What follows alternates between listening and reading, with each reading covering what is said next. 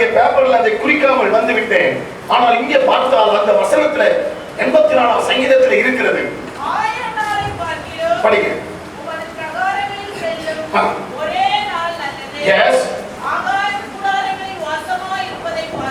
S N தேவனுடைய ஆலயத்தின் வாசற்படியில் தெரிந்து கொள்ளுவேன். மேன்மையான தெரிந்து கொள்ளுதல் என்ற தலைப்பில் இன்று காலையில் நான் உங்களோடு பேச போகிறேன். மேன்மையான தெரிந்து கொள்ளுதல். எனக்கு அன்பான சகோதர சகோதரிகளை, ஒவ்வொரு நாளும் ஒவ்வொரு வாரத்திற்குரிய செய்திக்காக ஞாயிற்றுக்கிழமையில இருந்து நான் பிரசவ வேதனைப்படுவது போல கஷ்டப்பட்டு செய்திகளை தயார் பண்ணுகிறேன். வியாழக்கிழமை 2வது டோஸ் இன்ஜெக்ஷன் போட்டுக்கொண்டு வீட்டுக்கு வந்தேன். நல்லா தான் இருக்கிறேன். கல்யாணம் சொல்ல மாட்டீங்களா? அம்பியாருக்கு முதல் இன்ஜெக்ஷன், எனக்கு 2வது இன்ஜெக்ஷன். அக்காவுக்கு நாளைக்கு போட்டுலான்னு உட்காரிச்சேன். 2வது இன்ஜெக்ஷன் போட்டீங்களா? ஊர்ல இருக்கிற நூற்றுக்கணக்கான பாஸ்டர் மாருங்க, பிரதர் மாருங்க போன் பண்றவங்களா, இன்ஜெக்ஷன் போட்டீங்களா? உடனே ஒருத்தர் சொல்றாரு, டாக்ஸி அனுப்பி உங்களை வீட்டுல தூக்கிட்டு வந்து குளோபல் ஹாஸ்பிட்டல் 1200 ரூபாய் போடுவேன்னு சொல்றாரு. இந்த மக்கள் சபை மக்கள் மேல வைத்து அன்பினால டோக்கன் வாங்கின வீட்டுல ஒரு பைசா எல்லாம் இன்ஜெக்ஷன் குத்தியா காசு வாங்காம குத்தியா காசு வாங்கி குத்துவாங்க. ஒரு நாள் கொஞ்சம் கஷ்டமா இருக்கிற மாதிரி கொஞ்சம் ஜஸ்ட். நேற்று தினத்துல நல்லா ஃப்ரெஷ்ஷா காலைங்க எவ்வளவு நல்ல ஆண்டவர் பாத்தீங்களா? சந்தோஷமா இல்லையா சொல்ல மாட்டீங்களா? இந்த வேதனையிலும் எனக்குள்ள அந்த தேவனுடைய வார்த்தை ஓடிக்கொண்டு இருக்கு. தெரிந்து கொள்ளுவேன். தேவன் நம்மை தெரிந்து கொள்வது அது மேன்மை. அது தெரிந்து கொள்ளுதலின் மேன்மை. சொல்லுங்க, அது தெரிந்து கொள்ளுதலின் மேன்மை. ஆனா இதோ மேன்மையான தெரிந்து கொள்ளுதல். ஆண்டவர் இந்த உலகத்திலே நமக்கு முன்பாக எல்லாவற்றையும் வைத்திருக்கிறார். எல்லா ஆசீர்வாதங்களை வைத்திருக்கிறார், ஐஸ்வர்யங்களை வைத்திருக்கிறார், நன்மைகளை வைத்திருக்கிறார், ஜீவனை வைத்திருக்கிறார், சாபத்தை வைத்திருக்கிறார், வியாதியை வைத்திருக்கிறார். எல்லா பூமியில இருக்கிறது. தெரிந்து கொள்ள வேண்டிய பொறுப்பும் கடத்தில் இருக்கு. உபாகமத்தின் புஸ்தகம் 30ஆம் அதிகாரம் 19ஆம் வசனத்தை படிக்க பார்க்கலாம் சீக்கிரமா. நான் ஜீவனையும் மரணத்தையும், இப்பதானே சொன்னேன், நான் ஜீவனையும் மரணத்தையும் ஆசீர்வாதத்தையும் சாபத்தையும் உனக்குள் வைத்தேன். உங்கள் மேல் வானத்தையும்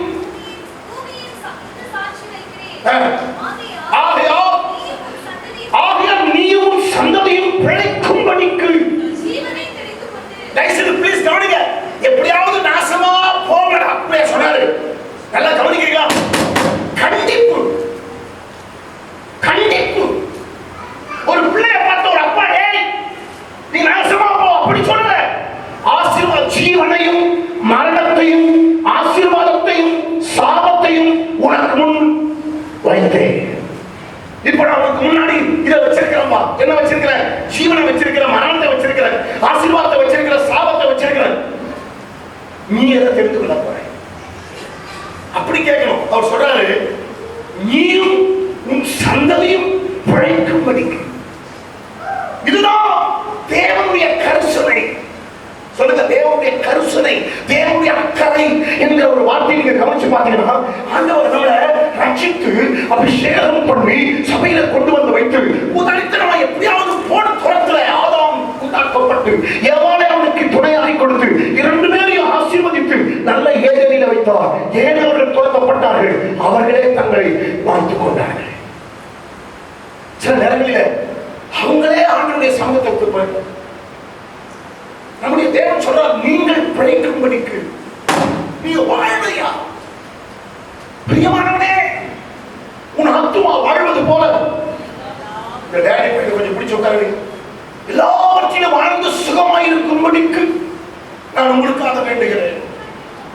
பிளீஸ், நம்ம வாழணும், நம்ம பிள்ளைங்க வாழணும். ஒவ்வொரு நாளும் வாலிப தம்பிமாங்க பிள்ளைங்க பேரை, பொருள் பிள்ளைங்க எல்லாம் பேரை சொல்லி ஜோம் பண்ணிட்டு இருக்கேன். ஹால்ல உட்கார்ந்துக்கிட்டு ஜோம் பண்ணிட்டே இருப்போம். பகல் ராத்திரியில போய் உள்ள ரூம்ல உட்கார்ந்து ஜோம் பண்ணி ஒட்டி போய் ராத்திரியும் அவனுடைய பாதத்துல ஒவ்வொருவரையும் முகத்தை கொண்டு நிறுத்துவேன். அவங்க சுகமாயி வீடு வந்து வீட்டுக்கு வந்து நல்ல நார்மலுக்கு ஆகிற வரைக்கும் டாக்டர் போடுற உபத்திரத்தை காட்டிலும் மாத்திரை கொடுக்குற உபத்திரத்தை காட்டிலும் உபத்திரம் அதிகமாயிடும். கவனிக்கணும். நீங்க சுகமா இருக்கணும், ஆரோக்கியமா இருக்கணும், பரமபிதாவுடைய ஆசையா. நீயும் உன் சந்ததியும் பிழைக்கும்படிக்கு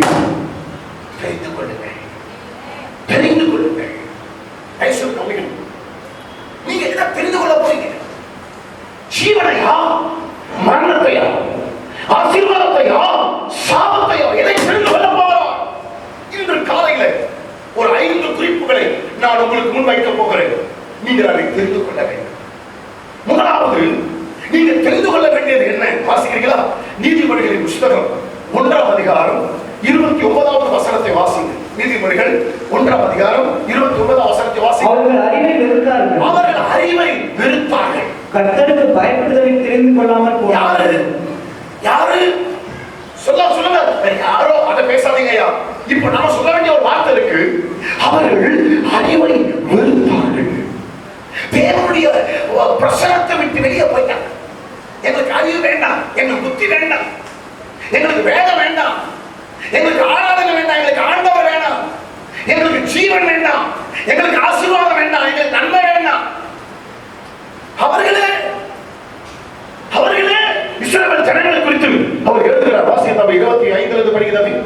என் ஆலோசனையை எல்லாம் நீங்கள் தள்ளி என் கடிந்து கொள்ளுதலை வெறுத்தீர்கள். ஆகையால் நானும் உங்கள் ஆபத்து காலத்தில் நகைத்து நீங்கள் பயப்படும் காரியம் வரும்போது ஆகடியம் பண்ணுவேன். எரேமியா 27ஆம் அதிகாரம் 2ஆம் வசனம் படிக்கிறது. சீக்கிரம் படிங்க.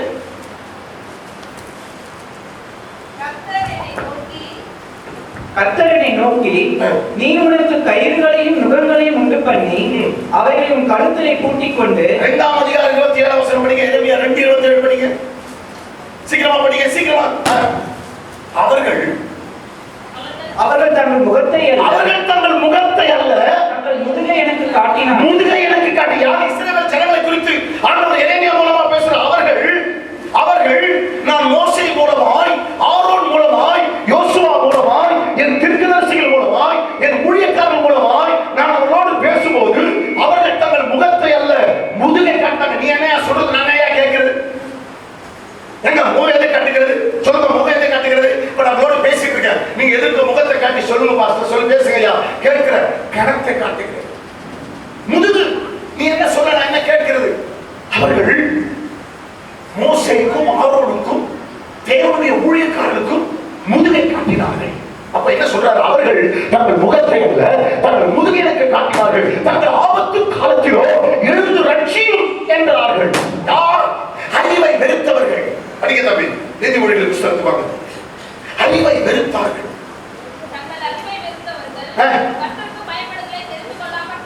எல்லாம் கவனிச்சு பாருங்க. அறிவை வெறுத்தாச்சு, தேவனையே வெறுத்தாச்சு. அறிவு யாருங்க? ஞானம் யாருங்க?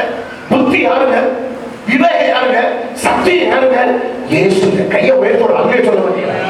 இயேசுவே வழியும் சக்தியும். இயேசுதான் ஞானம், அவர்தான் மீட்பு, அவர்தான் அறிவு.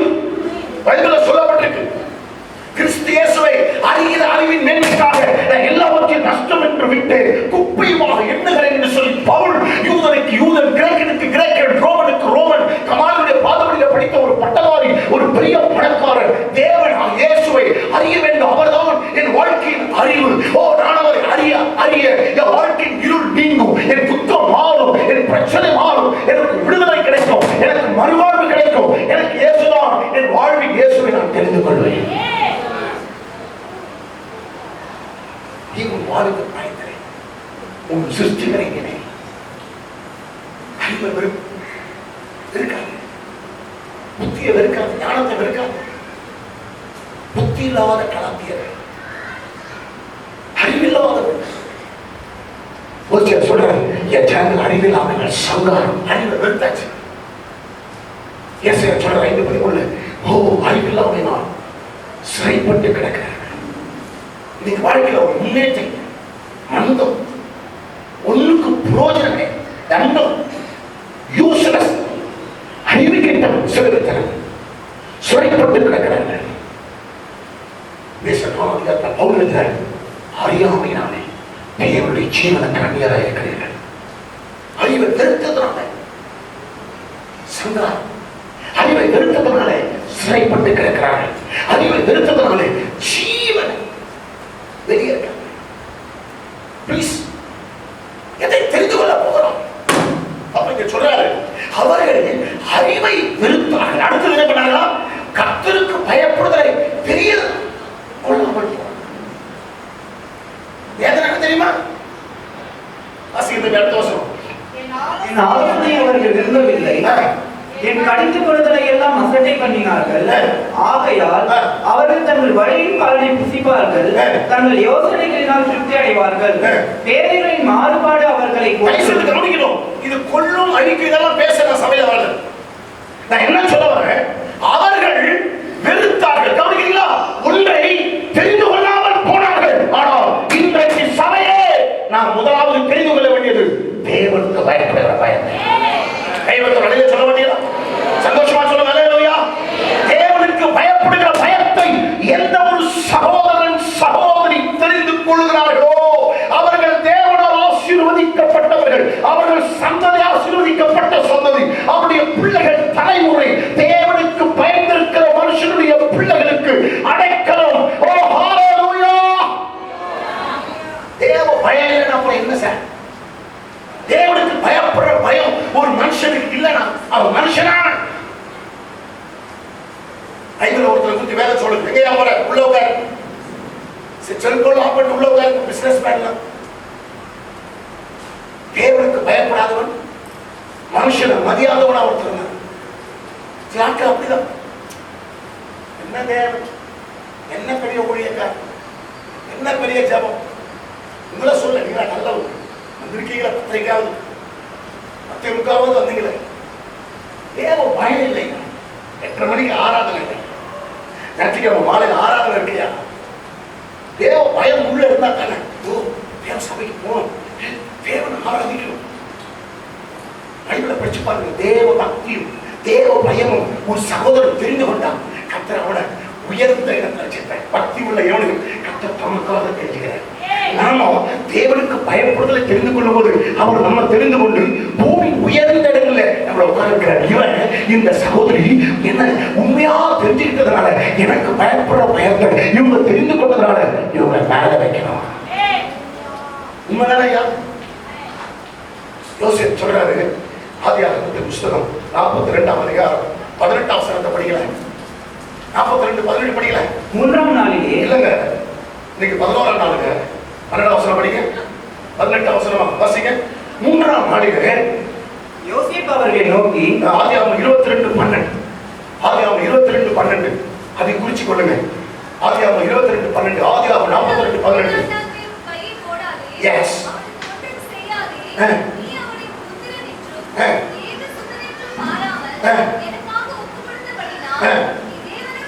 ப்ளீஸ், நான் என்ன எதுக்காக இந்த வசனத்தை கொண்டு வரேன் தம்பி? அந்த 2வது போட்ட வசனத்தை கொண்டு வர. ஃபர்ஸ்ட், நீ தேவனுக்கு பயப்படுகிறவன். மேல ஒரு சாட்சி.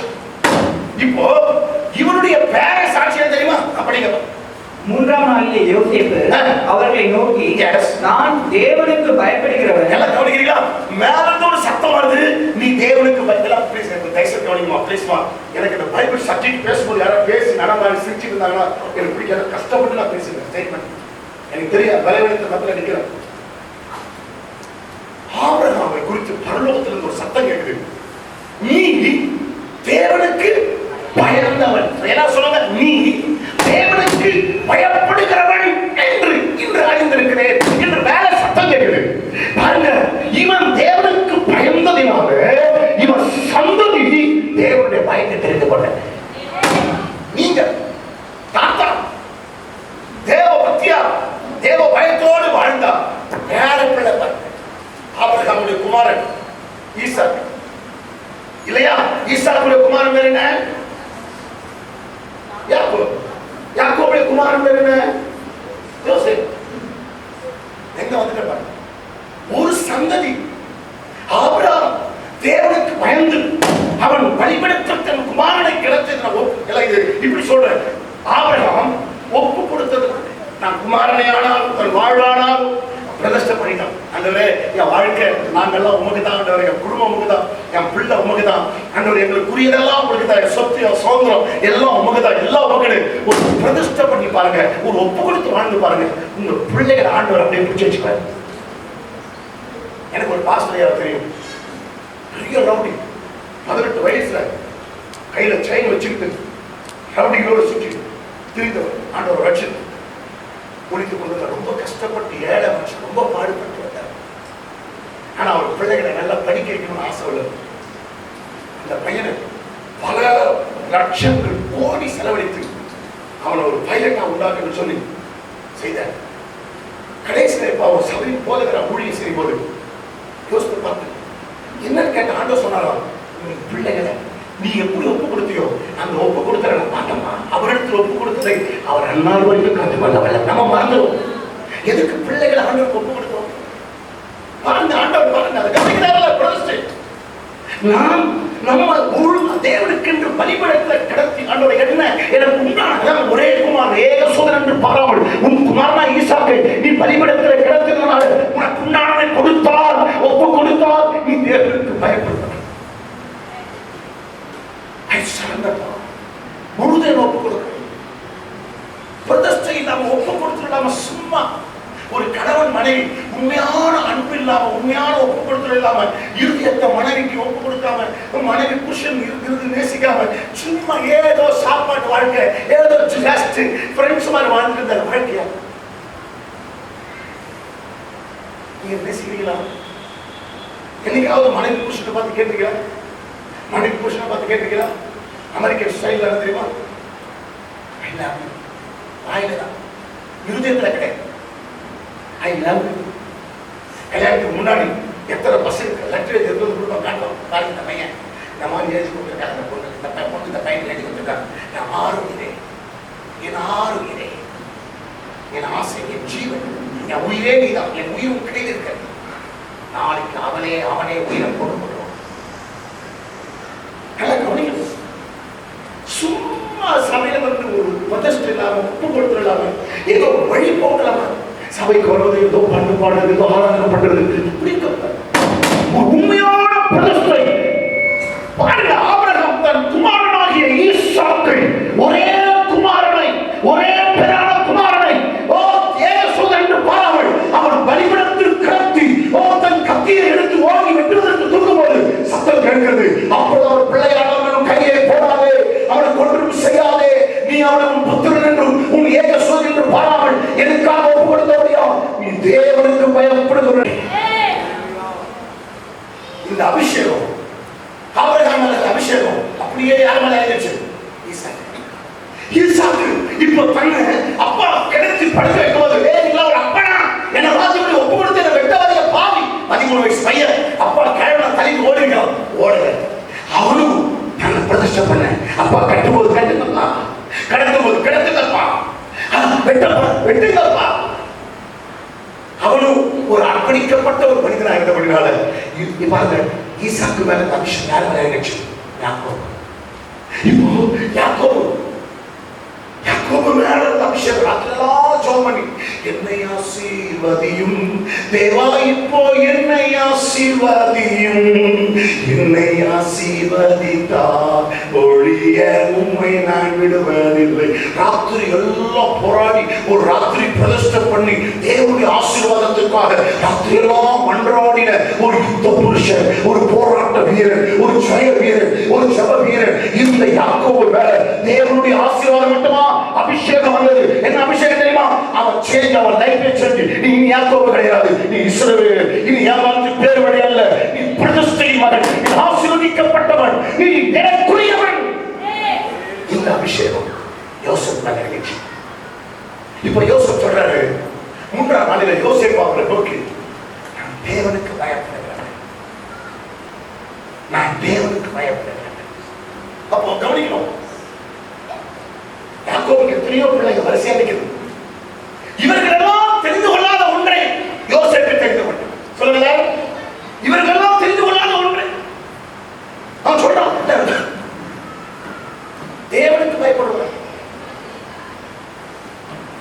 இவங்க எல்லாம் தேவனுக்கு பயப்பட தள்ளுங்க. கவனிக்கணும், இப்போ இவங்க எல்லாம் முன்னாடி இவன் எஜமான், எகிப்து தேசம் முழுதுக்கும் ராஜா, எகிப்து தேசம் முழுதுக்கும் கர்த்தர் என்ன வாங்கிட்டாரு?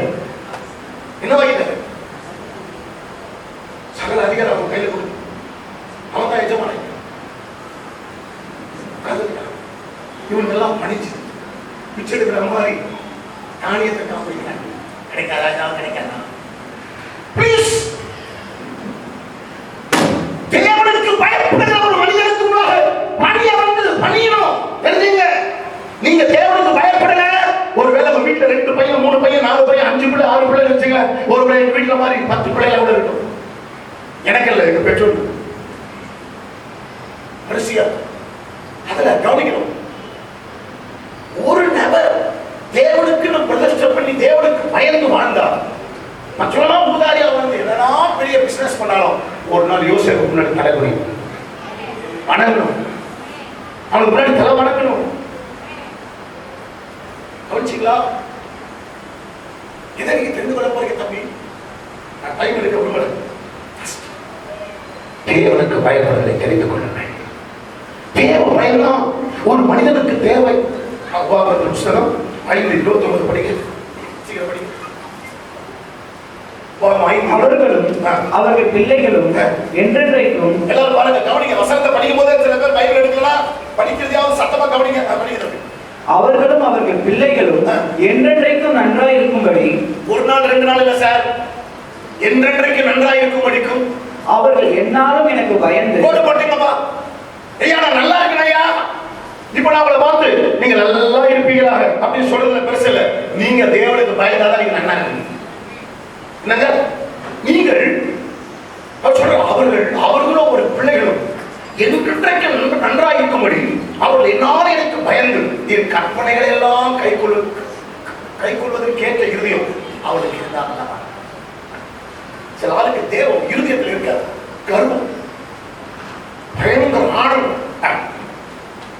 எங்க நம்ம தேவனுக்கு பயப்படும், நம்ம என்ன ஊழியக்காரன் என்ன பைபிளுக்கு பயப்படும்? தேவ பயம்தான். தேவனுக்கு பயப்படலாம் அப்புறம் ஒண்ணும் கிடையாது. கவனிச்சீங்களா?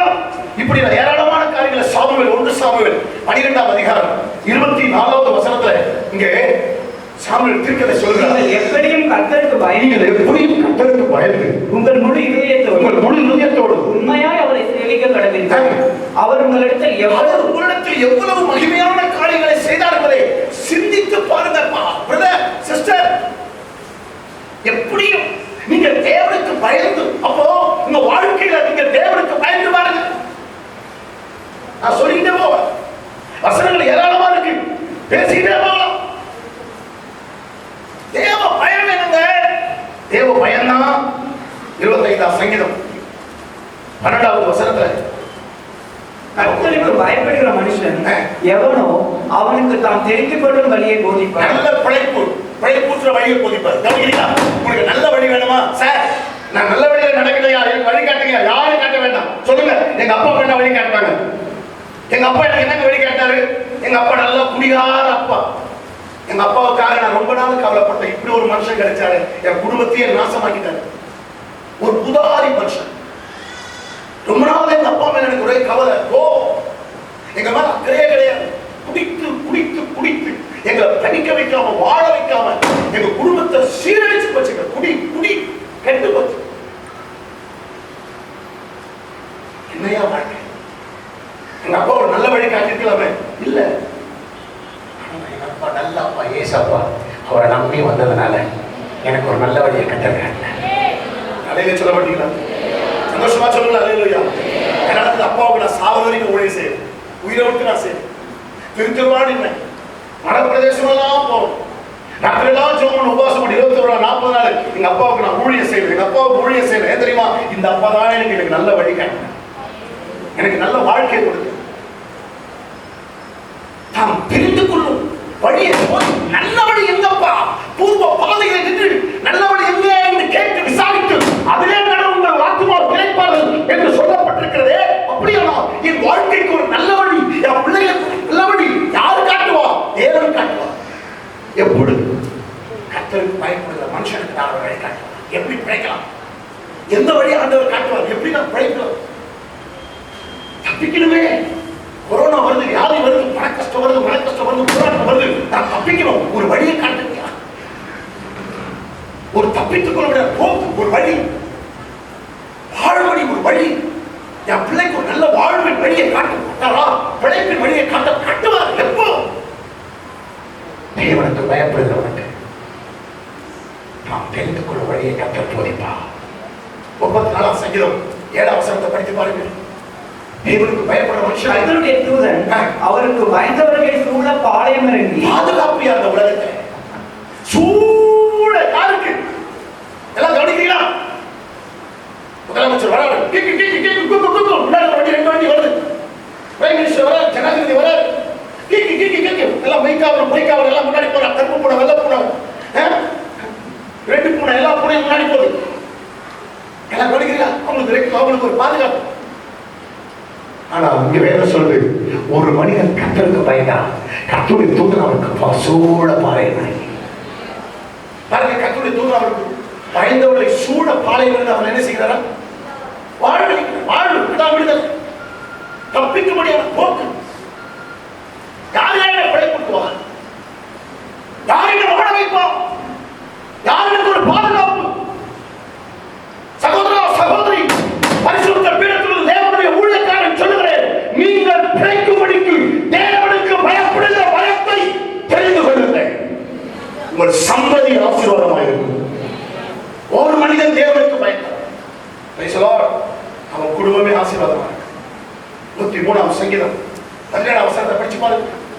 103ஆம் சங்கீதம் 17ஆம் வசனம், கர்த்தருடைய கிருபையோ அவருக்கு பயந்தவர்கள் மேலும் கிருபையே பாட்டு பாடுவோம் சார். இந்த கிருபை யாருக்கு சார்? அவருக்கு பயந்தவர்கள் மேலும், அவருடைய நீதி அவர்கள் பிள்ளைகளினுடைய பிள்ளைகள் மேலும் அனாதியாய் என்றென்றைக்கு உள்ள தேவனுக்கு பயந்து வாழ்ந்துட்டு போயா. நாளைக்கு உன் பிள்ளைகளுக்கு சொத்து கூட பரவாயில்ல, ஆண்டவர் பார்த்து நீ சொத்து சேர்க்கணும். சொத்து அதாங்க நீங்க பிரச்சனையே, ப்ராப்ளமே தான். No problem, you are the problem. ஒண்ணுமே ஒரு சொத்து கிடையாது, வீடு கிடையாது. அடிக்கிறோம் நம்ம பாருங்க, இன்னும் பக்கம் காட்டுறோம், ஒண்ணுமே ஒரு சண்டை ஒண்ணு சொத்து பிரச்சனை இருக்கா, கோர்ட்டு போயிருக்கா? இல்ல, நான் பல முறை போலீஸ் ஸ்டேஷன் வழியா போறேன், கோர்ட் வழியா போறேன். ஒரு நடிக்கிறோட கூட நான் போலீஸ் ஸ்டேஷன் பார்த்தது இல்லை, போலீஸ் ஸ்டேஷன் பக்கமா கோர்ட் பக்கம் அவனை பார்த்தது இல்லை. எல்லாம் நம்மள மாதிரி நடிக்கிறோம்னு நினைக்கிறேன். யோசிச்சு பாத்தீங்களா? நம்ம கவனிங்க, தேவனுக்கு நம்ம பயந்தா நம்முடைய பிள்ளைகளுக்கு அனாதியா அவருடைய கிருபையின் போர்வை போட்டு மூடி வச்சிருக்க. அவர் அப்படியே உண்மை. பாருங்களா, 112ஆம் சங்கீதம் படிக்கல சீக்கிரம் படிக்கல. நான் படிக்கிறேன், சீக்கிரம் படிக்க. 1ஆம் படி. அல்லேலூயா. கர்த்தருக்கு பயந்து அவருடைய கட்டளைகளில் மிகவும் பிரியமாய் இருக்கிற மனுஷன் பாக்கியவான். அவன் சந்ததி பூமியில் அவன் சந்ததி எவன் சந்ததி? எல்லாம் சொல்லுங்க, யார் சந்ததி? கர்த்தர். வெரி குட், நீங்க தான் நல்ல ஜனம், கரெக்டா பதில் சொல்றீங்க. கர்த்தருக்கு பயந்த சந்ததி பூமியில் எப்படி இருக்குமா? பலத்திருக்கும். அவன் பலத்திலே அவன் சாதி. அவன் யார் தெரியுமா? சரீரத்துல பலவாடு, ஆத்மாவில பலவாடு, ஆவில பலவாடு, படத்துல பலவாடு, டிபார்ட்மெண்ட்ல பலவாடு. அவன்கிட்ட பேய் போக முடியாது, நாய் போக முடியாது, எந்த மனுஷன் கிட்ட போக முடியாது. ஏன் தெரியுமா? அவனும் அவன் சந்ததிக்கும் அவன் அப்பா பயந்து வாழ்ந்ததுனால அவன் சந்ததி படைக்க போயிருக்கியா? சொல்ல மாட்டீங்களா? சந்தோஷமா சொல்லுங்க. பாருங்க, அவன் சந்ததி பூமி படைத்து செம்மையானவர்களின் வம்சம் ஆசீர்வதிக்கப்படும். ஆஸ்தியும் ஐஸ்வர்யமும் அவன் வீட்டில். யார் வீட்டு மேல இருக்குமா? சொல்லுங்க, யார் வீட்டு மேல? அவன் கட்டளைக்கு நம்ம வீட்டுல எல்லாம் இருக்கு. ஒரே கடமையா, ஒரே பிரச்சனையா, ஒரே பண பிரச்சனை, ஒரே போராட்டம், ஒரே கவலை, ஒரே வாரம். இதை கேட்டு கடமையெல்லாம் கொட்டி போச்சு. 3 வருஷத்துக்கு முன்னாடி கொஞ்சம் முடிதான் கொட்டி இருந்துச்சு. 3 வருஷத்துல பாத்தீங்கன்னா எல்லாமே கொட்டி இருக்கு. எல்லாம் கவனிக்க யாரும் சொல்ல என்னங்க? போய்க்கலாம். 2வது கிராமம் ஒரே பால் போய்க்கலாம். 3வது கிராமம் நடந்து வருது, வலது கொண்டு இடது கொண்டு இடது கொண்டு போய் நடக்க முடியாத ஒரு என்னமான்னு கேட்டேன். சொல்ல முடியாத கவலை, தாய் சொல்லாம இருக்கும். ஒரே பால் உழைக்கிற சிஸ்டர் பிரதர், ராத்திரியா பகலா ஒரு அம்மா சொல்லுது, நாய்ப்பாடா உழைக்கிற, யாருக்காகயா உழைக்கிற, இந்த பிள்ளைகளுக்காகலையா உழைக்கிற, ஜபமா பண்றது கிடையாது, பைபிளோ வாசிக்கிறது கிடையாது, சபைக்கோ வருது கிடையாது, வேலை யாருக்காக செத்து வைக்கிறாய்? யாருக்காய் வாழ்கிறாய் நீ? இந்த வையகம் தானிலே நீ வாழ்ந்திடும் நாட்கள் எல்லாம் யாருக்காய் வாழ்கிறாய்? எல்லாம் பெருமையா சொல்றாங்க, பிள்ளைகளுக்காக தானையா இவ்வளோ பாடுபட்டு சேர்த்து வச்சிருக்கேன். நீங்க உண்மையா தேவ பயத்தோடு வாழ்ந்து பாருங்க, உங்க சந்ததி பலத்தல். ஆஸ்தியும் சொல்லுங்க, ஐஸ்வர்யம் அவன் சொல்லிட்டே போவோம், வசனம் ஏராளமா இருக்கு இல்லையா? 128 சங்கீதத்துல கர்த்தருக்கு பயந்து அவர் வழியில் நடக்கிறவன் அவன் பாக்கியவான். உன் கைகளின் பிரயாசத்தை கல்யாண வீட்டுல பேசுற பிரசங்கம், நீ கர்த்தருக்கு பயந்தா உனக்கு நல்ல வேலை தருவார், நல்ல மனைவி தருவார், சண்டை போடாத மனைவி, கோபகாரியா இல்லாத மனைவி, சாந்தமான மனைவி, நீ என்ன சொன்னாலும் வாய் திறக்காத மனைவி, நீ என்ன சொன்னாலும் அவர் திரும்பி சொல்லவே மாட்டான், நீ ரசம் கேட்டா ரசம் வச்சு கொடுப்பா, நீ மீன் குழம்பு கேட்டா மீன் குழம்பு, நீ பிரியாணி கேட்டா பிரியாணி, இந்த மாதிரி ஒரு நல்ல மனைவி. நம்ம தேவபக்தியா பயத்தோடு வாழ்ந்தா சண்டைகாரி வீட்டுக்கு வர மாட்டா, கலகக்காரி வீட்டுக்கு வர மாட்டா, கோபகாரி வீட்டுக்கு வர மாட்டா, அவன் மனைவியா இருப்பான். புருஷன் அந்த பைபிளை பிடிச்சு பாருங்க, எனக்கு ரொம்ப பிடிச்ச வசனம். அந்த வசனத்தின்படியே எங்க மனைவி இருக்கணும், கை வச்சு ஜோம் பண்ணுறாரு. எங்க இருக்கிற வசனம்? 31 அதிகாரம், நீதிமொழி 31 அதிகாரம். வாங்க 10 வசனத்தை படிங்க, சீக்கிரமா படிங்க, ஜல்தி. யார்?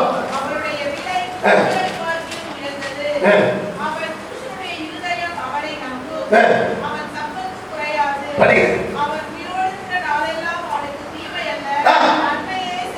ஒரு அழகா சொல்ல மாட்டீங்களா?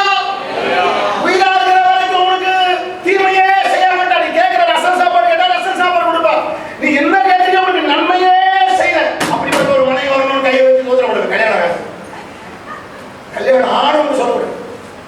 கத்தாவே மனைவி நல்லவளா கட்சிக்கு போட்டுக்கலாம், ஒரே கோபகாரியா நல்ல சாட்டம் நல்ல உங்களா பண்ணி நீங்க 2 நிமிஷம் இருந்தாலும் ஒரு விசுவாசி காட்டு வழியா வந்தாங்க. திடீர்னு சிங்கம் வந்துச்சோம். ஆண்டவருக்கு சொன்ன ஆண்டவரே, இது ஜஸ்டின் பிரபாகரன் அடிச்ச ஜோக். சோழ ஆண்டவரே, இந்த சிங்கத்தை விசுவாசியாய் மாற்று, விசுவாச சிங்கமாய் மாற்று. உடனே அந்த சிங்கம் என்ன படிச்சான், இவனுக்கு முன்னாடி அப்படியே உடனே பிடிக்கும். உடனே இவனுக்கு ஒரே சந்தோஷம். ஜபத்தை கேட்டு உடனே சிங்கத்தை என்னவா மாத்திட்டாரு, விசுவாசியா மாத்திட்டாரு. சிங்கம் சொல்லிச்சான், சாப்பிடுறதுக்கு முன்னாடி எப்பவுமே எனக்கு ஜபம் பண்ணி பாருங்க விசுவாசி. சாப்பிடுறதுக்கு முன்னாடி என்ன பண்றேன், விசுவாசியா மாத்த என்ன பண்ண மாட்டேன்.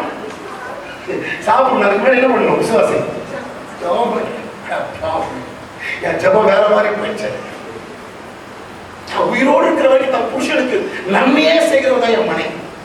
நன்மையானவர்களை சிந்திக்கிறோம், நன்மையானவர்களை பேசுறோம். உன் புருஷனுக்கு நன்மையா இருக்குமா? நான் இப்போ குணசாலியான ஸ்திரியை பேசுறேன், புருஷனை பேசுறேன். அப்புறம்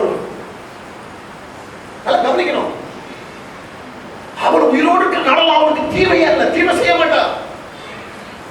சொல்லுங்க, நன்மையே.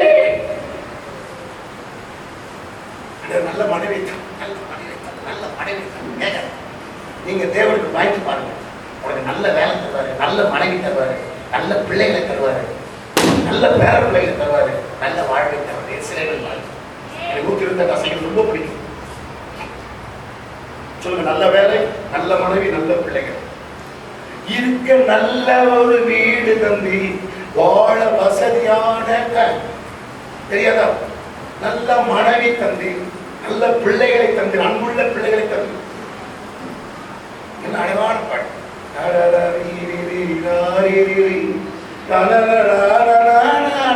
இல்ல அந்த டியூன் போடும். இருக்க நல்ல ஒரு வீடு தந்தி வாழ தேவையான வசதி தந்தி, கடுமையாக உழைக்க வைத்து கடனே இல்லாமல் வாழ வைத்து.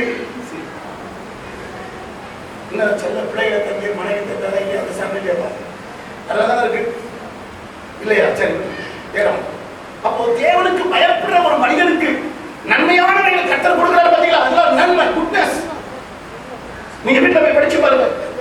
115 சங்கீதம் 13வது வசனத்துல கர்த்தருக்கு பயப்படுகிற பெரியோரையும் சிறியோரையும், இந்த 13வது வசனத்தை போட்டு பயப்படுகிற பெரியோரையும் சிறியோரையும் ஆசீர்வதிப்பார். இது ஆசீர்வாதம். 145 சங்கீதம் 19வது வசனத்தை படிச்சு பாருங்க. என்ன ஒரு பாயிண்ட் காலாவல முடிச்சிருவேன்.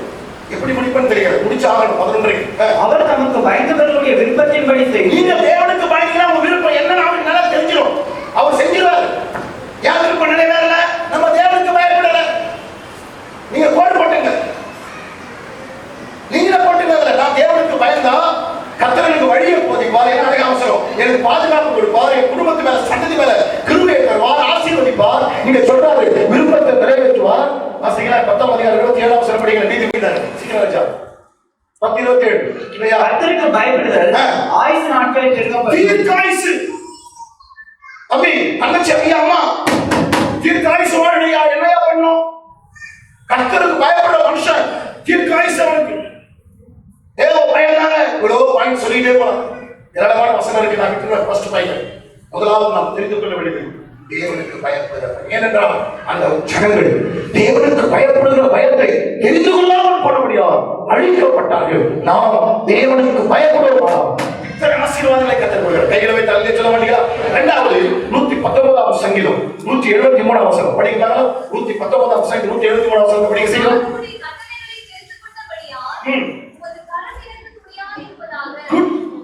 நான் உம்முடைய கட்டளைகளை தெரிந்து கொண்டபடியால். இரண்டாவது முதலாவது தேவ பயத்தை தெரிந்து கொள். இரண்டாவது தேவ கட்டளை, கமாண்ட்மென்ட், நித்திய கட்டளை.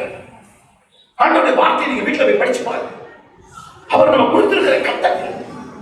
இந்த கட்டளைகளுக்கெல்லாம் நம்ம கீழ்ப்படியாம எப்படி ஆசீர்வாதத்தை பெற முடியும்?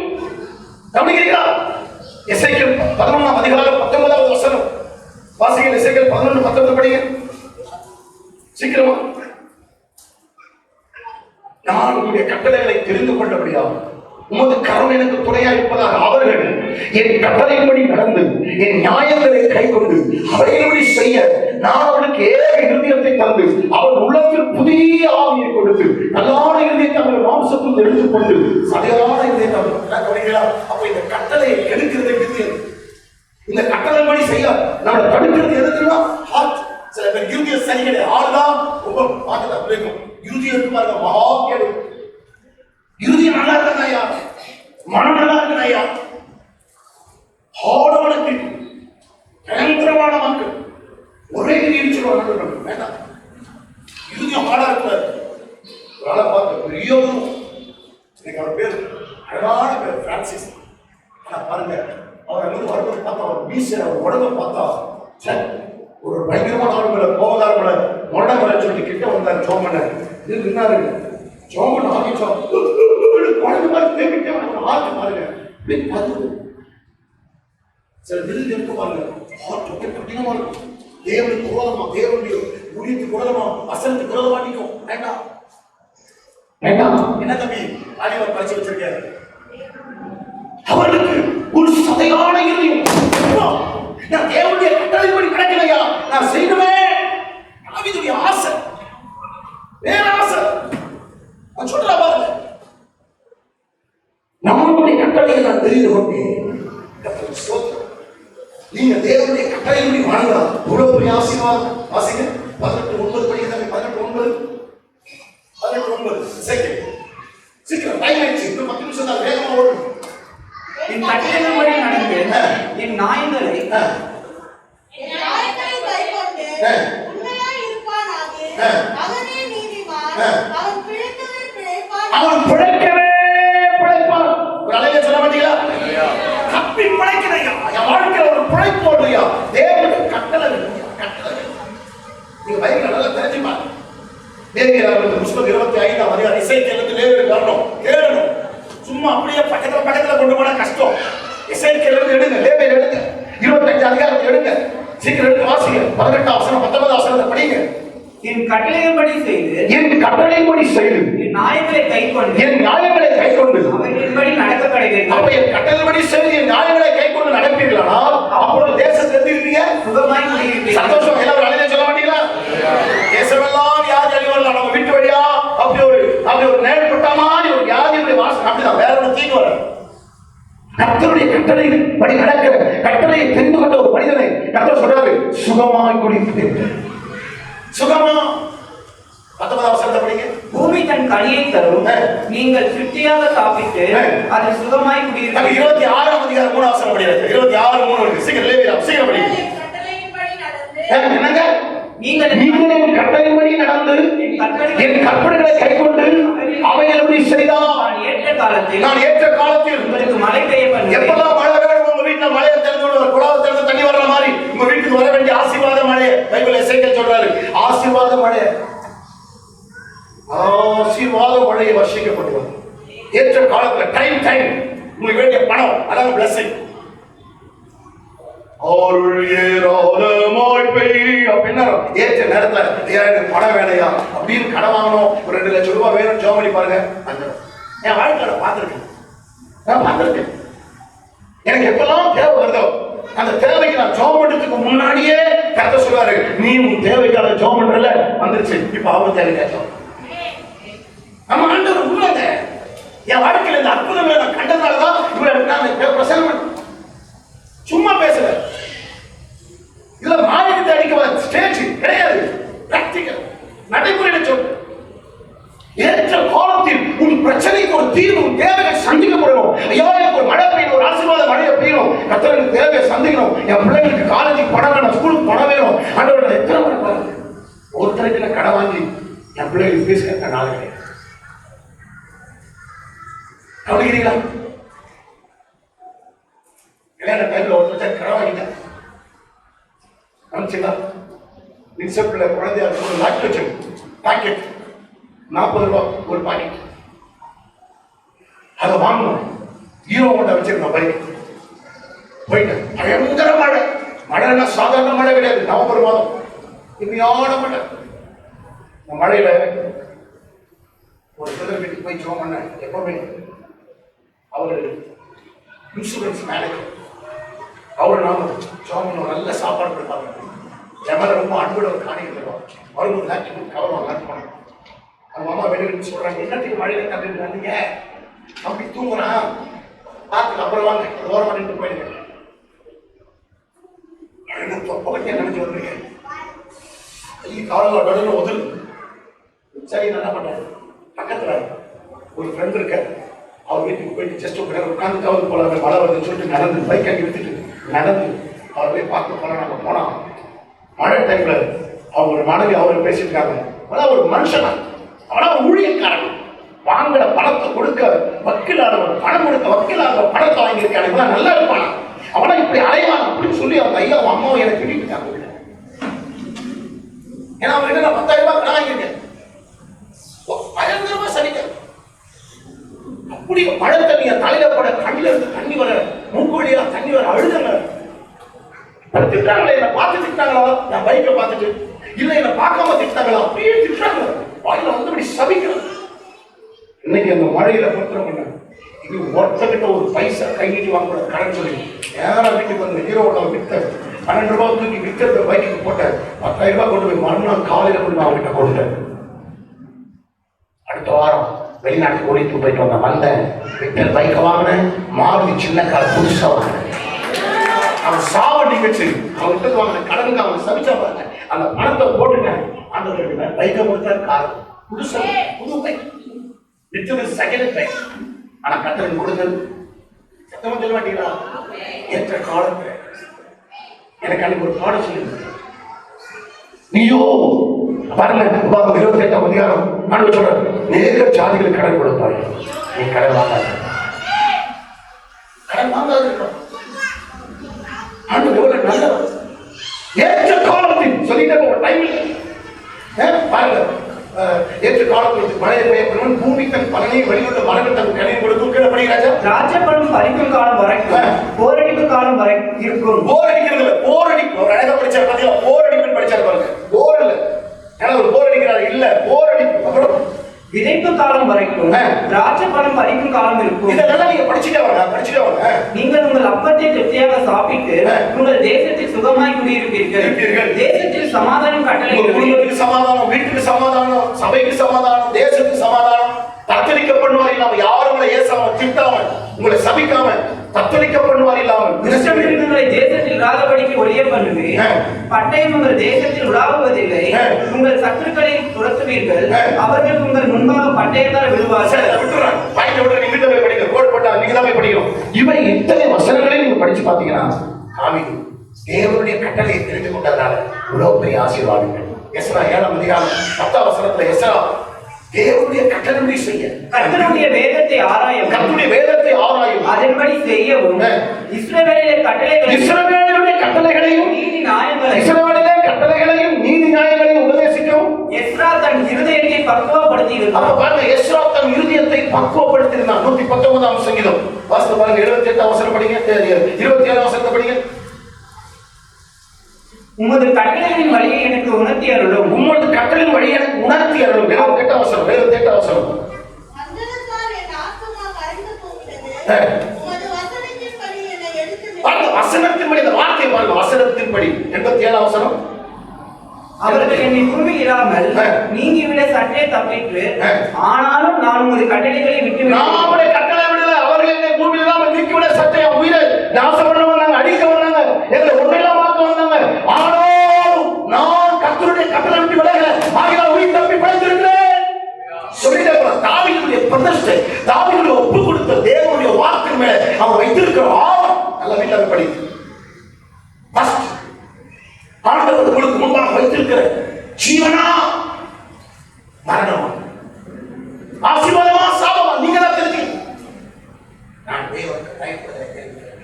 இரண்டாவது தேவ கட்டளை. மூன்றாவது 65ஆம் அதிகாரம் ஏசாயா தீர்க்கதரிசன புத்தகம் 12வது வசனம். தேவனுக்கு பிரியமானதை தெரிந்து கொள்கிறேன்.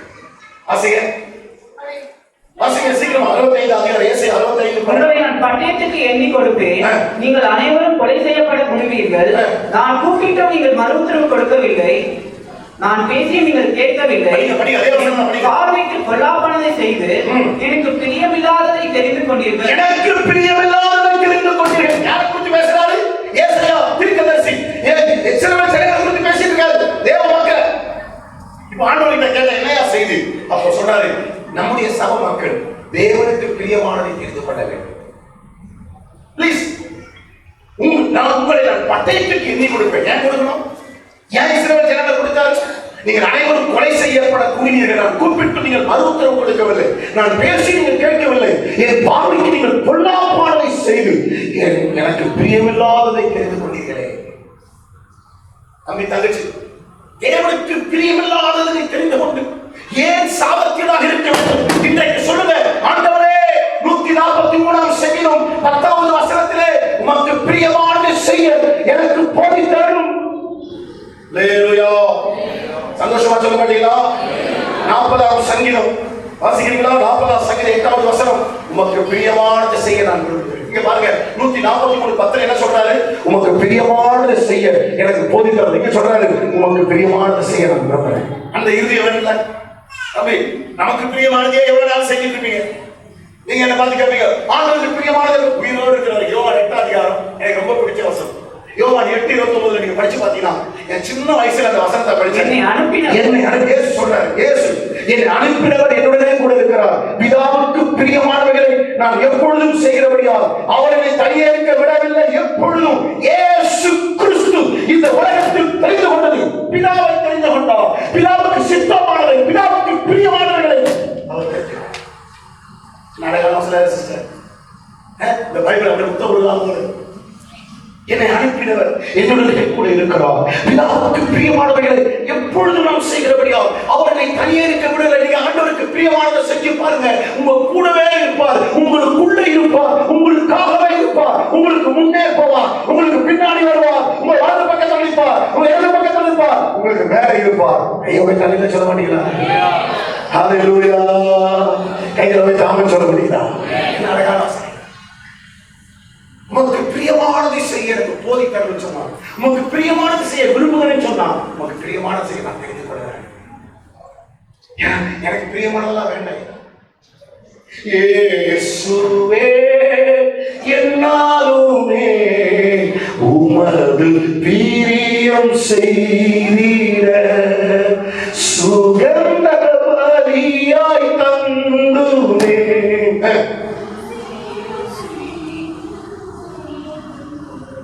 சுகந்த பலியாய் தந்துமே. உண்மையான பாடுங்க அவன் நம்பிதான். ஹல்லேலூயா. என்ன அழகான பாடு. உனக்கு பிரியமானதை செய்யணும்ப்பா, அதை நான் தெரிஞ்சுக்கணும்ப்பா. நீங்க தெரிந்து கொள்ளுங்க. அப்படி நீங்க தெரிஞ்சுக்கிட்டீங்கன்னா நீங்க ஆசீர்வதிக்கப்பட்டவங்க. நீங்க திருவே சுகபோக பைபிளை படிச்சு பாருங்க. நீதிமொழிகள் 21:17 சிற்றின்ப பிரியராக சபை.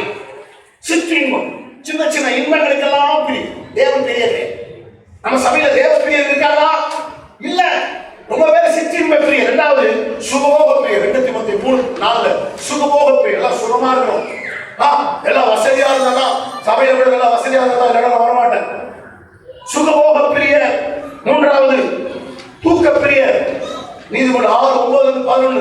பிரியர்.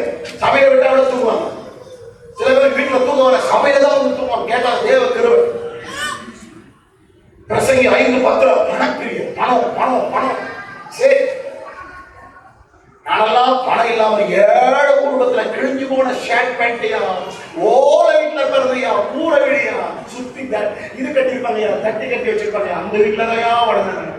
எனக்கு கத்தது என்ன, மனதார ஆசீர்வதிச்சு லட்சங்களை கண்டதுங்க. சின்ன வயசுலயே 18, 16, 19 வயசுலலாம் ₹1,00,000 பார்த்தேன். அந்த சொன்னார், சரி யாருக்கு செல்லவாயா இல்லை சொல்ல மாட்டீங்களா? நான் லட்சத்துக்காக வாழ்றேன் இல்லையே. என் கூட படம் எல்லா ஊழியக்காரங்க சொல்லுவாங்க, நான் ஒரு ஆளுக்கு கூட காசு கேட்கிறேன் வெளிநாடுகளை சரி உள்நாடுகளுக்கு சரி. அவங்க கொடுத்த காணிக்கை நான் 3 நாள் பிரசங்கம் பண்ணிட்டு வருவேன். கொடுத்த காணிக்கை எவ்வளவு கூட பார்க்க மாட்டேன். திருச்சி வந்த மியூசிக் வாசிகளுக்கு பாட்டுலாம் கொடுத்து தான் வீட்டுக்கு வருவேன்.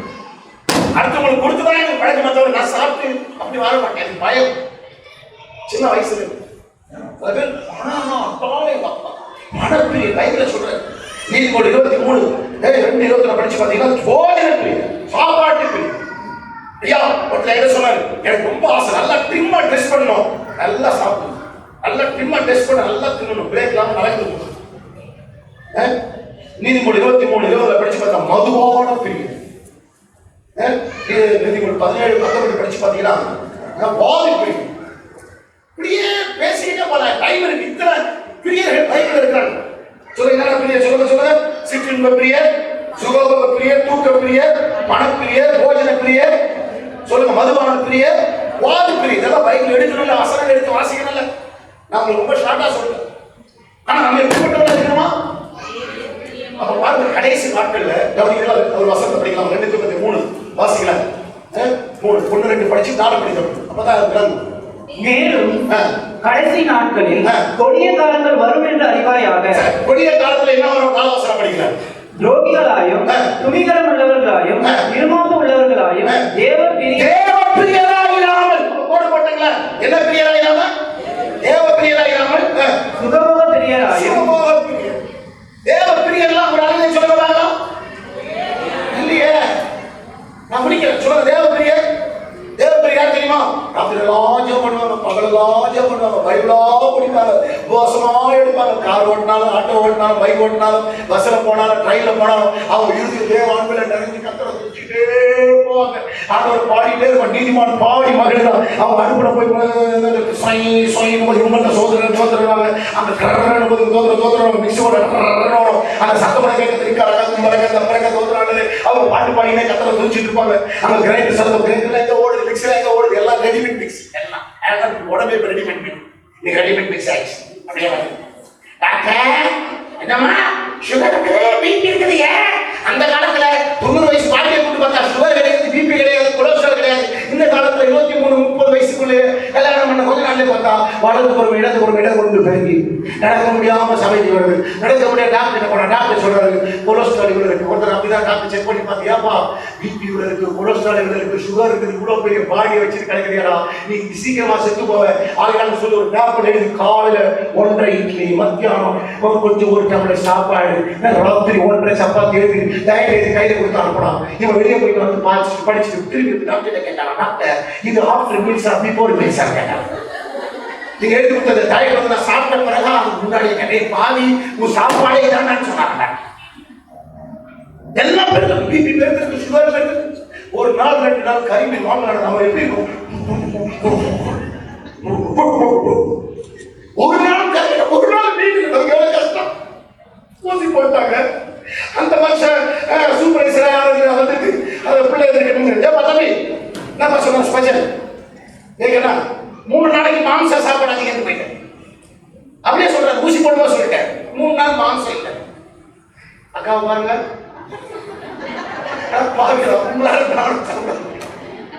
உங்களால எடுக்க போச்சா நானும் அப்ப திங்க ஊசி போடுவேன். நீர் யாருக்கு சாப்பிடுவேன் வந்து நான் சொல்றேன் பாருங்க. சில நேரங்களில் நம்முடைய சரீர ஆரோக்கியத்துக்காக ஆண்டவரே சொல்ற பத்தியம்.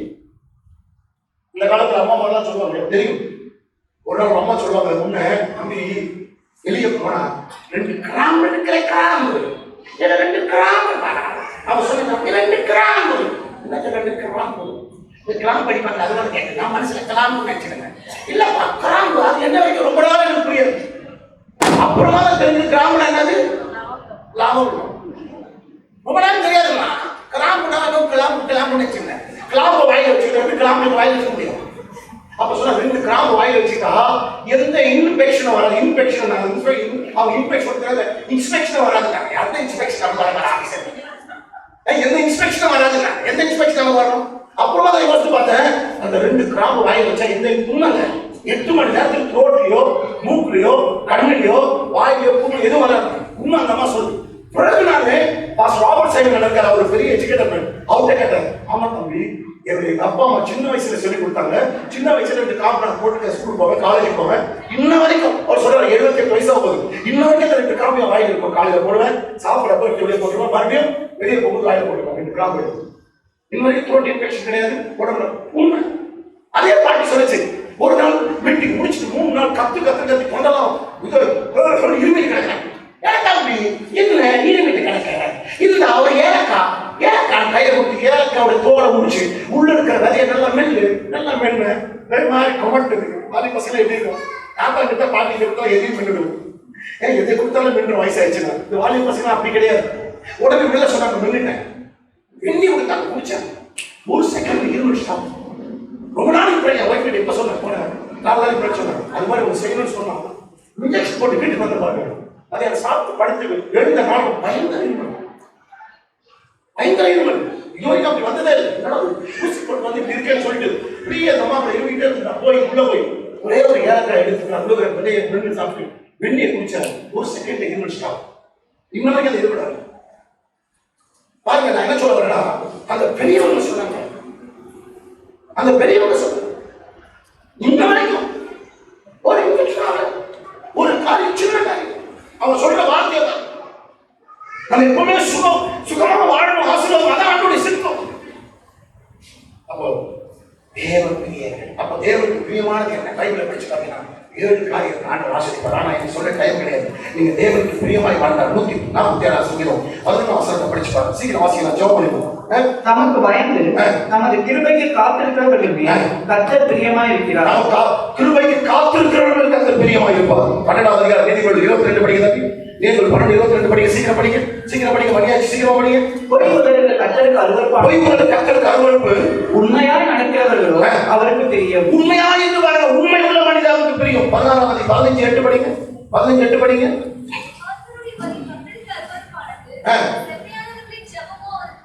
வசனங்கள் எல்லாம் நீதிமொழிகள் 16:13 கொலேசியர் 3:20 இதெல்லாம் எபிரேயர் 11 இதெல்லாம் படிச்சுப்பாங்க. ஏராளமான வசனங்களை குறிச்சிருக்க டைம்ல தேவனுக்கு பிரியமானதை தெரிந்து கொள்ளுங்கள். 4வது வாசிங்க, எபிரேயர் 11 அதிகாரம் 25 வசனத்தை படிங்க. சீக்கிரமா ஜெபம் பண்ணலாம், சீக்கிரம் படிங்க.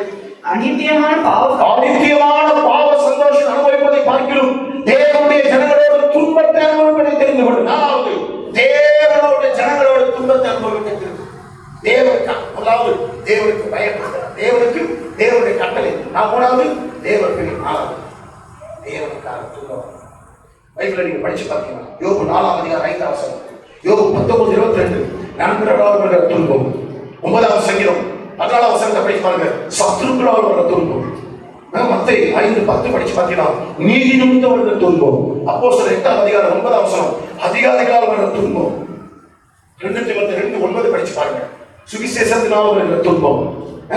2 தீமோத்தேயு 3ஆம் அதிகாரம் 12ஆம் வசனம் படிச்சு பாருங்க, தேவபக்தியாய் இருக்கிறவர்களுக்கு வருகிற துன்பம். ஒரு அழகான பயங்களா சொல்லாமையே பேசுகிறேன், டைமில்லை. இதெல்லாம் வீட்டுல படி. ஏன் துன்பம் வருது? யோபு சொல்றாரு, என்ன சொல்றாரு? இப்பொழுதோ துன்பமுக்கு நேரிட்டபடியால் ஆயாசப்படுகிறீர்கள். என்ன பயங்கரமான வசனம். 19:22 படிங்க. 19:22 சீக்கிரம் யோபு சீக்கிரையா.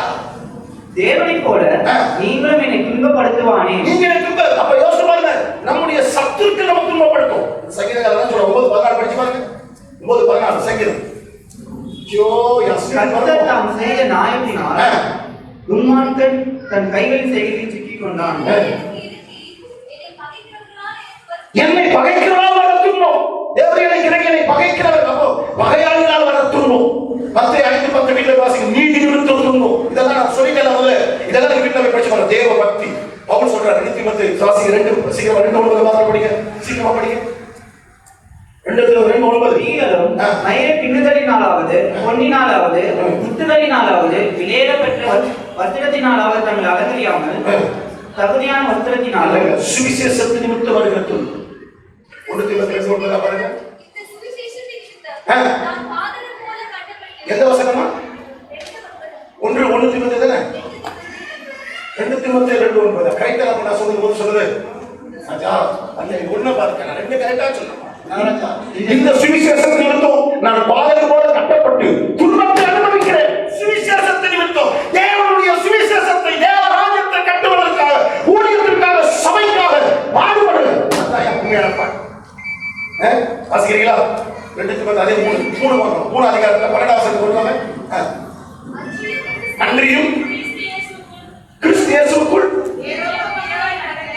நான் நல்லா ஜெபம் பண்ணாதயா பாடு வருது, நான் நல்லா சபை பண்ணாதயா பாடு வருது, நான் உபவாசம் பண்ணாதயா பாடு வருது, நான் காணிக்கை கொடுத்தா பாடு வருது. சொல்ற சாட்சி நல்லா இல்லையா?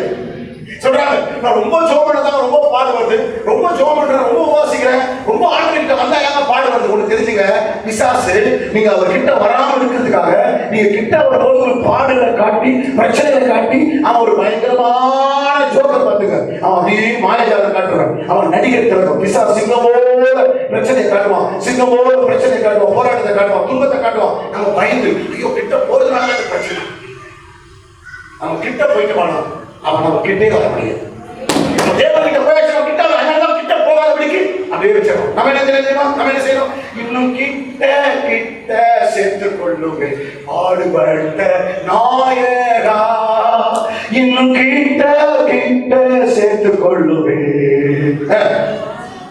ஜீவன் தந்த ரட்சகா. கிட்ட வந்துருங்க, சபைக்கு ஓடி வாங்க. நீங்க எவ்வளவு கிட்ட அவன்கிட்ட வரீங்களோ அவன் கிட்ட வர வேண்டாம், ஓடி வந்து. கடைசியாக ஒரு குறிப்பு மாத்திரம் நான் சொல்லி முடிக்கிறேன். இந்த வசனம் ரொம்ப நல்ல வசனம், சொல்லாம இருந்தா நல்லா இருக்காது. 119 சங்கீதம் 3 வசனத்தை படிக்கும், 5வது சீக்கிரம் படிக்க ஜோபண்ணா. 119 30 படிக்க சீக்கிரம் படிங்க. ஒரு பிரமாணங்களை என்ன வசனம் தம்பி?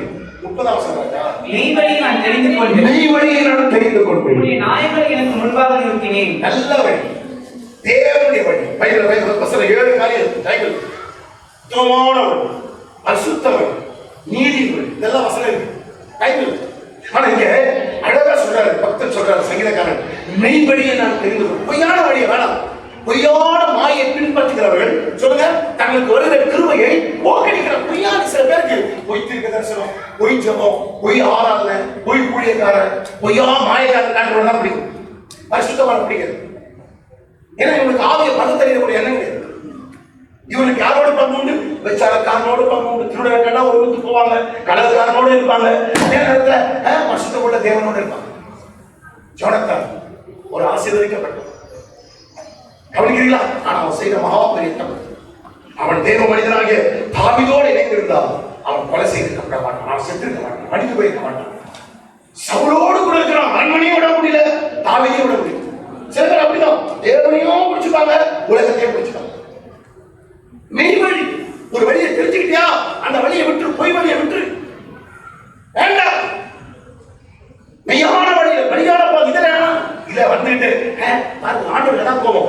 எகிப்திலிருந்து வெளியே கொண்டு வந்துட்டாரு, பார்வோன் கைது விடுதலை ஆகிட்டாரு, செங்கடலை பறந்துட்டாரு, யோர்தானை பறந்துட்டாரு, எரிகோவை தகர்த்துட்டாரு. கவனிக்கிறா, மாறாவ மதுரமாக்கிட்டாரு. இவ்வளோ அற்புதம், இவ்வளோ நன்மை செய்த நன்றி கட்ட ஜனங்க திரும்ப எகிப்தை நினைச்சு அவங்க பாருங்க, அந்த விட்டு வந்த ஆளை நினைச்ச உடனே ஆண்டவர் அடிச்சாரு. தேவனோடு கூட இருந்திருக்கு ஒரு உத்தமமான ஒரு மோசே, உத்தமமான ஆர்வம், இப்படிப்பட்ட பரிசுத்தவான்கள் உனக்காக ஜோமணி போராடிட்டு இருக்கும்போது நீ அவன் துரோகம் பண்றிய கர்த்தர் பொறுக்கணும். அடிச்சுட்டா முன்னாடி வளர்ந்து உன் இறுதியம் சுத்தமாய் நீ இங்கே இருந்திருக்கு, இங்கேயே அலையில போட்டுட்டு உன் இறுதியம் மாறுபாடா இருக்கல, ஆனால் போக முடியாது. போன வாரம் எடுத்துறது தெரியுமா என்ன? 11 அதிகாரத்தை எடுத்தது தெரியுமா? 1 நாள் 2 நாள் 10 நாள் 20 நாள் 1 மாதம் வரைக்கும் சாப்பிடுவீர்கள், அது மூக்காலை போடப்பட்டு உங்களுக்கு தெரிவித்து போக மட்டும் புசிப்பேன்னு சொல்லிட்டு 33 அவசரத்தை விடுக்க பொதுவாரம் இப்ப சொல்ற தங்கள் பற்களுக்கு இருக்கும் பேச்சு அவர்கள் மென்று தீண்டு முன்னே கர்த்தருடைய கோபம் ஜனங்களுக்குள்ள மூண்டது. கர்த்தர் ஜனங்களை மகா பெரிய வாதித்தார். ஏன் தெரியுமா? 2 நாட்கள் 2 இருதயம் 2 வழி சொல்லுங்க, 2 நாட்கள் 2 இருதயம் 2 வழி 2 மனமுள்ளவன் நிலைய 2 நாள் இது ஒண்ணு அந்த ஒண்ணு, இந்த வழி அந்த வழி 2 இருந்து இங்க ஒண்ணு பேசுறது அங்க ஒண்ணு பேசுறது இருக்கக்கூடாது. ஆனால் போக முடியாது, போக முடியாது. நல்ல தண்ணியா இருந்தா நல்லதா மெய் வழி விட்டுருங்க எல்லாரும் ஜோம்